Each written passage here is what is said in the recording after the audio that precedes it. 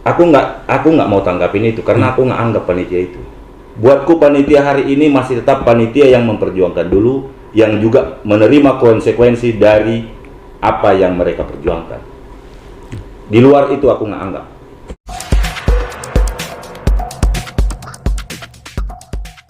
Sahabat Suara Tapian, saat ini saya berjumpa dengan seorang pengacara Batak bernama Mangapul Silalahi, berlatar belakang pendidikan dari Fakultas Hukum UKI, aktivis mahasiswa, aktif dulu di Porkot, memulai karir sebagai pengacara di PBHI. Ternyata Bang Mangapul Silalahi ini juga adalah koordinator dari pengacara pembela Provinsi Tapanuli, disebut TATAP.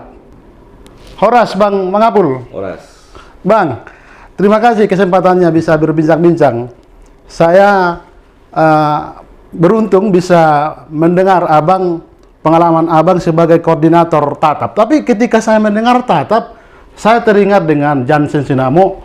Dulu di beberapa tahun lalu mereka menerbitkan satu majalah Batak Keren, hanya 8 atau 6 edisi itu. Iya. Ada hubungan nggak itu? TATAP ini kan tim ini, jadi singkatan aja, tim advokasi tragedi Provinsi Tapanuli, disingkat TATAP.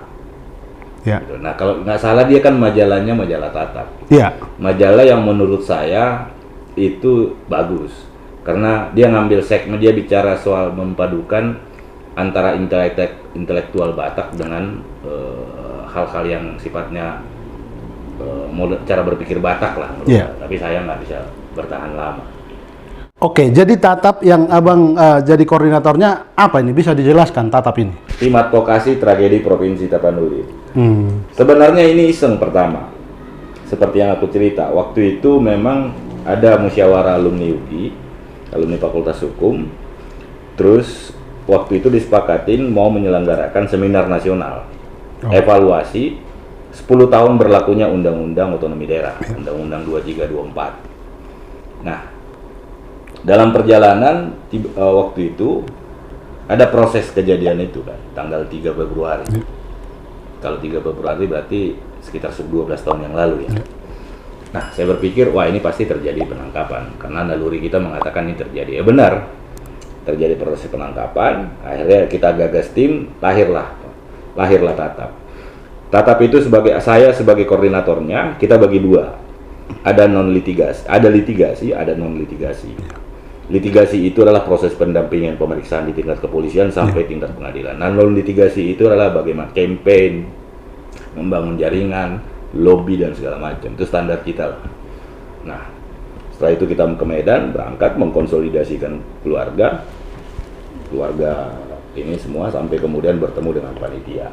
Nah, dan akhirnya terlepas bahwa soal provinsi ini kan memang kalau bicara sejarah, keresidenan ini salah satunya keresidenan di Indonesia ini yang tidak jadi provinsi, hanya keresidenan Tapanuli. Kalau kita bicara keresidenan Tapanuli, yang residennya waktu itu Ferdinand Lumantobi, itu ibu kotanya Sibolga.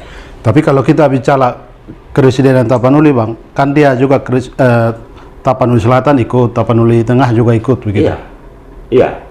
Nah, maksud saya yang saya maksud adalah kita nggak bisa meninggalkan sejarah sebagai sebuah catatan. Ya. Bahwa provinsi Tapanuli yang kita gagas ini sebenarnya itu sudah depan mata, dan tidak ada alasan untuk tidak mengesahkannya. Dari 27 persyaratan pembentukan pemekaran provinsi yang diamanatkan oleh peraturan pemerintah PP 124 tahun 26 sudah terpenuhi. Termasuk sudah ada rancangan undang-undang Provinsi Tapanuli. Ya. Bahkan sudah ada ampres. Sudah ada amanat presiden memerintahkan Mendagri dan saya lupa waktu itu untuk melakukan hearing dengan DPR. Terjadilah peristiwa. Jadi tidak ada kesepakatan hasil paripurna dari DPRD provinsi waktu itu, ini domain sudah di tangan pusat. Saya dapat bocoran, Bang. Apakah juga ini benar, ini harus diungkap juga, ternyata ini juga masalah uang dalam arti lobby-lobby politik itu ternyata harus pakai uang. Kalau mau jujur, Ya. sudah selesai tingkat itu. Sudah selesai itu. Sudah selesai bagaimana kemudian negosiasi antara panitia dengan pimpinan anggota dewan waktu itu. Itu yang salah satu kemudian memantik kemarahan dari mereka karena lobbynya sudah selesai. Hasil pertanyaannya sekarang adalah pernah tidak hasil pansus DPRD Provinsi Tapanuli, DPRD Provinsi Sumut pernah dibuka nggak? Apa isinya? Isinya itu pernah dibuka nggak? Bukan soal isinya. Itu publik nggak pernah tahu itu. Isinya ngambang. Alasan itu demo yang dianggap anarki itu, jadi terutama di bawah Kramda mayat begitu. Jangan bilang bahwa itu anarki, kan? Itu aksi damai yang terprovokasi dan diprovokasi oleh alat-alat negara, gitu loh. Bahwa kematian kemudian ketua DPRD selain karena beliau memang mengidap jantung, Ya. malamnya itu habis begadang karena anaknya baru wisuda. Jadi ada banyak hal yang tanpa sepengetahuan publik, tanpa sepengetahuan elit-elit yang hari ini katanya mau ngambil alih soal panitia lah, soal apalah, janganlah. Yang kita perlukan sekarang ini adalah persatuan di antara orang Batak dengan berbagi peran. Oke, Bang, sebelum ke situ mungkin saya tanya suasana batin para pengacara waktu membela mereka yang kena bui karena demo itu. Mungkin Abang bisa memperjelaskan atau menceritakan ke kita apa yang terjadi di pengadilan misalnya Abang dapatkan. Maksudnya suasana apa ini? Jadi paling tidak kan klien yang Abang bela ini kan menceritakan apa tentang demo itu sebenarnya. Mungkin mereka hanya dibawa atau memang mereka memang benar-benar terprovokasi. Satu hal yang harus dibedakan antara maksa aksi dengan aksi massa. Kita ini pelaku, bagian dari pelaku sejarah 98. Apa bedanya itu, Bang? Apa bedanya, Bang? Ini massa yang tidak tersadarkan. Belum terlatih. Sehingga sebagian, ini sebagai evaluasi, sebagian ini kan dikondisikan. Karena ada tingkatan lobby, seperti saya bilang, tingkatan lobby, tingkatan apa yang sudah hampir selesai, yang kemudian juga sepertinya ada hal-hal yang tidak disepakatin sehingga memantik. Dan kemudian terprovokasi ketika tanggal 2, sebelum tanggal 3, tanggal 2, rombongan panitia pembentukan Sumatera Tenggara diterima dengan baik oleh almarhum. Itu salah satunya. Makanya bagian dari evaluasi itu. Nah, yang penting sekarang ini pertama harus kita ketahui. Ini juga menjadi pesan kepada para petinggi ini. Buka dokumen di zaman Belanda dulu. Tahun 49 provinsi ini pernah disahkan oleh Belanda. Kemudian sehari setelahnya kemudian dibatalkan. Sama dengan Sumatera Timur. Gitu loh. Nah, yang kedua kita sudah bicara dengan kalau disebut moratorium itu ini nggak moratorium, tidak ada moratorium. Oke, apa buktinya? Sebelum ke situ, Bang, moratorium itu apakah secara hukum bisa kita perjuangkan atau kita dengungkan kembali bahwa memang dulu provinsi Tapanuli pernah ada di masa Orde Lama begitu? Bukan Orde Lama, zaman penjajahan. Tahun 49 ini sudah ada. Oh, jadi sudah. Orde Lama yang menghapus. Sudah ada. Ada salah satu saya coba telusurin. Ada salah satu pembicaraan ketika Bung Karno berkunjung ke Keresidenan Tapanuli di sebuah pendopo di Sibolga. Ferdinand Lubang Tobing sudah mengingatkan itu, Bung, jangan lupa. Ferdinand Lubang Tobing itu menggagas bahwa Sumatera ini harus dibagi 3 karena jangkauan wilayah luas dan segala macam. Bahwa perlu. Ini menjadi soal kan begini. Ini menjadi persoalan hukum ketatanegaraan karena menyangkut anggaran dan lain-lain. Ini sudah RUU. Ya. Kalau dia tidak jadi dibahas juga, dicabut juga undang-undang itu, RUU. Jadi nggak digantung.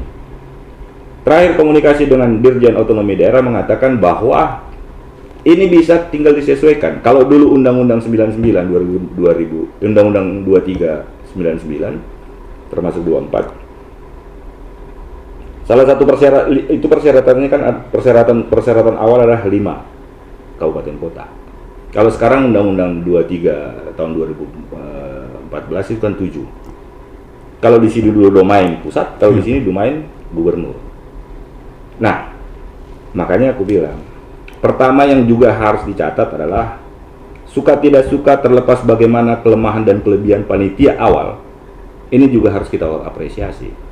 Bahwa banyak kelompok-kelompok masyarakat Batak yang hari ini juga menginginkan hal yang sama, mari dulu. Dan jangan saling mengklaim paling berjasa, nggak boleh. Baik Bang Apul, sebelum saya nanti tanya, ternyata sekarang ada panitia baru, Protap itu, tapi tadi Abang sampaikan soal tidak ada moratorium itu. Iya. Tapi faktanya kan... Periksa, sejak 2009 berapa daerah otonomi baru? Periksa aja, kabupaten kota, periksa aja. Dalam seminar waktu itu yang diadakan oleh kelompok, apa itu aku lupa yang segala macam, saya buka, saya masih di rumah PlayStation, saya buka, saya gambarin berapa, dari 2009 sampai sekarang. Termasuk Gorontalo kapan? Kepri kapan? Kalau demikian, apa tendensi pemerintah susah atau sulit banget diberi protap ini? Persoalan mereka kan soal anggaran, katanya. Ini soal political will. Nah, disinilah sebenarnya menjadi ujian kalau seandainya mereka yang merasa tokoh Batak dan ini, ayo duduk. Tadi Abang sebut soal kehati-hatian tokoh-tokoh Batak. Iya, ayo. Ayo, jangan klaim, jangan menegasikan bahwa kelompok kami, kelompok baru, kami yang ini penyakit lama. Penyakit lama. Kalau Sohogi bilang kita gantung mereka lapangan banteng gitu loh. Udahlah, kalian gagal, udah minggir, tuturi Handayani gitu loh. Ini penyakit lama. Ya. Peristiwa itu kami luar biasa meredam. Nemuin Bang Buyong almarhum di One Team Press waktu itu, agar kelompok selatan tidak mengambil sikap. Nemuin TB Silalahi, ketemu dengan Milton di hotel ini segala macam. Agar ini, ketemu dengan Luhut, temuin semua. Karena sehari sebelum peristiwa atau 2 hari sebelum peristiwa, selatan itu konsolidasi rumah Tuani. Oke. Tadi Abang sudah singgung, ternyata sekarang ada panitia baru. Saya tidak sebut. Kau yang bilang panitia baru, aku nggak pernah singgung panitia baru. Aku nggak kenal panitia baru dan tidak punya kompetensi mereka mengklaim panitia baru. Begini Bang, jadi panitia baru ini mengklaim bahwa mereka memperjuangkan protap karena kerinduan bersama sebenarnya. Mereka mengurus dari pusat untuk diwujudkan. Kalau dulu proses protap yang dulu itu, panitia lama kita sebut lah begitu, itu memperjuangkan prosesnya kan dari bawah. Memang undang-undang menginginkan itu. Kan ada 2 versi katanya. Nggak ada. Dan aku juga minta jangan tapian bagian dari desain itu. Oke. Tuh cukup, jangan. Karena apa? Bukan, ya. Tunggu dulu. Itu bahasa, mereka paham tidak undang-undang. Itu kalau dari dulu di bawah, itu ada persetujuan DPRD kabupaten kota dulu naik. Gitu loh. Ya. Kalau sekarang di pusat katanya, ada panitia pusat kok, Median Sirait, Monang Sianipar itu ada. Jadi kalau hari ini mengatakan bahwa mereka urus dari pusat, urus apa yang mereka dari pusat? Apa yang mau mereka urus? Tapi terkesan dulu panitia yang ada itu tidak ada sinkronisasi di Sumatera Utara dan di Jakarta begitu. Siapa bilang? Kami ini bukan panitia. Kau ingat, kami ini bukan panitia, makanya kami mudah untuk berkomunikasi dengan panitia, mulai dari kelompok pertama Bomber, kan awalnya ketika peringatan Sisingamaraja 100 tahun Sisingamaraja. Berapa tokoh Batak mengantarkan undangan, itulah wujudnya. Jadi yang mau maksud adalah terlepas apapun panitia lama, jangan seolah-olah mereka tidak itu penjara loh, taruhannya. Mereka alamin itu. Aku juga bukan tidak juga kritik mereka. Tapi kalau kemudian ada sekarang seolah-olah menjadi kelompok baru katanya, seolah-olah paling tahu peristiwa ini, terus kemudian seolah-olah paling segala macam, udahlah, kita nggak butuh begitu. Mari duduk bergandengan tangan. Apa kelemahan yang dulu? Di undang-undang nggak? Karena sekarang sudah berubah undang-undangnya. Bagaimana kalau kita sesuaikan? Aku bilang gitu sama tim teknis Depdagri. Ya. Gitu loh. Sekarang diwacanakan Papua Selatan dengan mengacu pada kepentingan strategis nasional. Kenapa itu nggak bisa? Kenapa nggak bisa? Nah sekarang makanya aku bilang bersatu, berbagi peran, dan jangan menegasikan hal-hal yang sudah dibuat oleh yang lain. Faktanya sudah dibuat panitia baru. Ya. Apa yang abang pesankan? Aku nggak mau tanggapin itu karena aku nggak anggap panitia itu. Buatku panitia hari ini masih tetap panitia yang memperjuangkan dulu, yang juga menerima konsekuensi dari apa yang mereka perjuangkan. Di luar itu aku nggak anggap. Bukan nggak mau anggap, nggak hormat ya. Karena aku, apakah ini bagian dari, sudahkah ada komunikasi dengan panitia lama? Kita juga belum tahu. Ataukah mereka mau membantu? Kalau mau membantu, berkomunikasilah dengan panitia lama. Apa yang kami biar bisa. Jadi jangan ujuk-ujuk terus kemudian mendeklarasikan sendiri bahwa udahlah, banyak pengumbang, banyak pemain mengambil tikungan, udahlah. Pola-pola kayak gitu udahlah. Udah saatnya kita hentikan yang begitu-begitu gitu loh. Ada pengumbang lah mau main ngambil di tikungan, nggak mau berkeringat dan segala macam, tiba-tiba mau klaim paling berjasa, udahlah. Dulu peristiwa kemana kalian? Kemana? Tapi kepanitiaan yang dulu sepertinya tidak berjalan lagi. Itu Kata siapa tidak berjalan? Itu yang Kata siapa? muncul di publik, Bang. Kalau emang harus dikasih tahu ke orang kami berjalan atau tidak loh, buset deh. Siapa mereka juga? Ya. Harus ngasih tahu gitu. Harus ngasih tahu gitu, Merdalan Dope Hamidah gitu harus ngasih tahu. Kan enggak juga. Mereka masih kok. Masih jalan. Buktinya aku keliling segala macam sampai di mana-mana masih ada kok, kontak-kontak korda-korda itu masih ada kok. Makanya gue bilang terlepas bahwa apapun kelemahan panitia ini, hargai mereka. Ya. Hargai mereka. Jangan ngambil kesempatan ketiga. Ya mungkin ini kan ada iming-iming bahwa dalam waktu dekat provinsi ini akan jadi sehingga orang berlomba-lomba dan paling klaim paling berjasa. Paling klaim nanti apa segala macam. Pertama, kalau kita mau uji, katakanlah panitia barulah, katakanlah inilah yang hebat-hebat mungkin ya. Bisa tidak RUU masuk dalam prolegnas? Tuh, uji materi aja. Uji materi aja. Memungkinkan tidak? Uji materi aja. Itu caranya ya? Uji materi aja. Jadi jangan bicara apapun, kalau bicara apapun biar bagaimanapun. Kalau bicara itu tetap harus mengikuti prosedur perundang-undangan. Ya. Gitu loh. Ini RUU-nya. Hasil ininya ada. Semua ada di sini. Dan patungan orang Batak yang di Toba Tabu pun yang udah list nama segala macam yang nggak di stok juga ada di sini.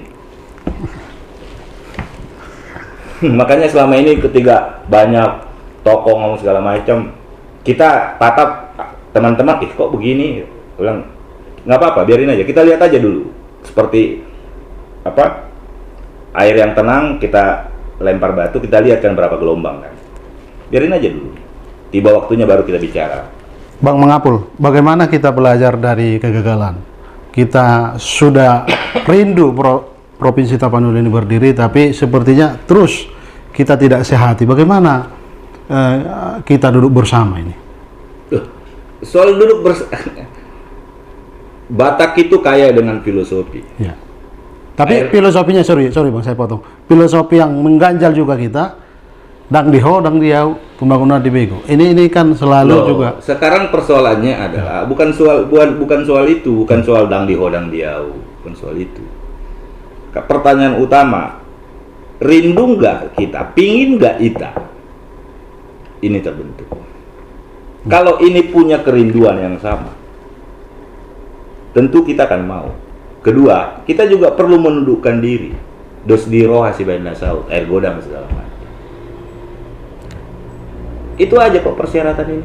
Nggak ada yang menjauh. Jadi jangan mengklaim kami panitia baru, kami yang bisa begini, kami bisa dekat dengan presiden, bisa dekat dengan alah.